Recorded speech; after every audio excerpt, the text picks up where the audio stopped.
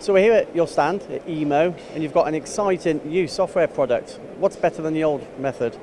Okay, this particular software is designed to make complex cutting tool geometries, and it's basically designed for the aerospace, the die mold, and the power generation industry. So what does it do? Is it conversational? Yes, it is. No, so what the customers benefit from it is they get additional cutting tool life because of the special geometries. The end users of the cutting tools, especially the milling machines and all, where they use this on the 5-axis machines, they get better surface finish. And we have also focused on chatter-free end mills, which is the special design. So that means more machine life, bearing life, etc. So everybody benefits from the new software. Yeah, what's new? What are the best elements that you've added into the software that wasn't there before?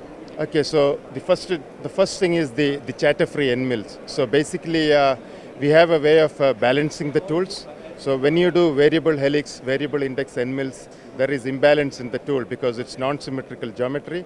So we have found a way of balancing these tools straight from our software.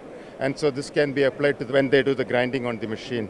What's the new designer edge function?